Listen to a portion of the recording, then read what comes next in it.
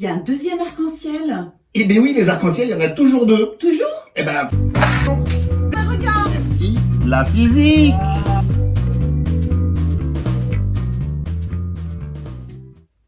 Jean-Michel, Ouais, Cécile. regarde notre fils, il fait un arc-en-ciel avec un jet d'eau. Waouh. Alors c'est super, mais je comprends pas. Il y a un deuxième arc-en-ciel. Eh ben oui, les arcs-en-ciel, il y en a toujours deux. Toujours? Eh ben, enfin, le deuxième, il faut le chercher parce que des fois, on le voit pas bien. Mais comment ça se fait? Ah bah écoute, je vais t'expliquer ça.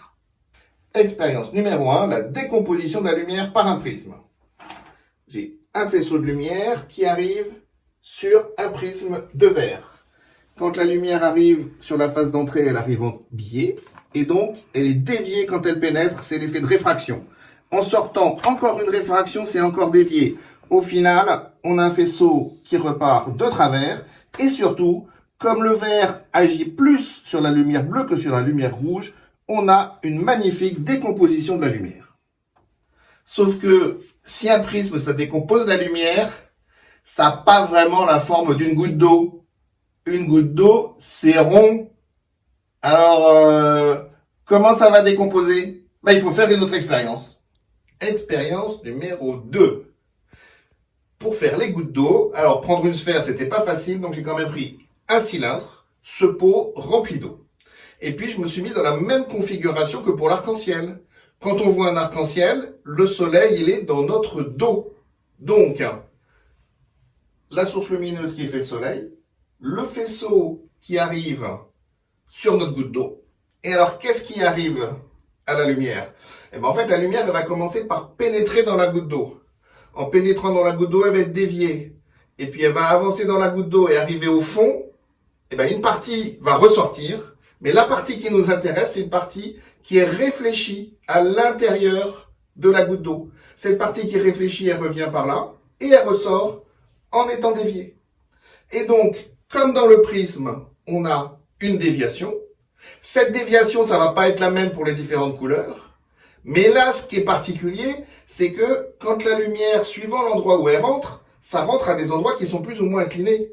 Donc des déviations, il va y avoir plein de déviations différentes. Alors on va faire le noir pour voir ce qui se passe. Donc la lumière qui part du soleil, qui va à la goutte d'eau, elle rentre, elle est déviée, elle est réfléchie, elle repart, et elle repart par là. Et là maintenant, vous voyez sur l'écran qu'en fait, de la lumière, il y en a partout, partout, partout. Il n'y en a pas du tout dans cette zone-là. Et dans la zone frontière ici, et ben là, on a notre arc-en-ciel avec le rouge près de la zone sombre, le vert et le bleu près de la zone brillante. Donc maintenant, on imagine, j'ai le soleil dans le dos, j'ai une goutte d'eau qui est devant moi. La goutte d'eau, elle va renvoyer du bleu par là, du rouge par là. Si je suis comme ça, je suis dans la direction du bleu, je la vois bleue. Si la goutte d'eau, elle est ici, je suis dans la direction du rouge, je la vois rouge. Donc maintenant, qu'est-ce qui se passe? Il y a plein de gouttes d'eau.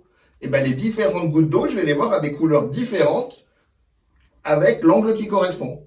On a vu avec notre expérience qu'il y avait toute une zone où il y avait plein de blanc. Et ben quand on regarde un arc-en-ciel, vous verrez le côté du bleu de l'arc-en-ciel. En fait, c'est très lumineux. On voit des gouttes d'eau qui sont blanches. Après, on voit l'arc-en-ciel bleu, vert, jaune, orange, rouge. Et puis ensuite, on voit du noir. Ça s'appelle la bande sombre d'Alexandre. Il n'y a pas de lumière. Et alors ce deuxième arc-en-ciel qui est là, c'est quoi? Alors là, c'est les rayons lumineux qui se sont réfléchis 2 fois dans la goutte d'eau.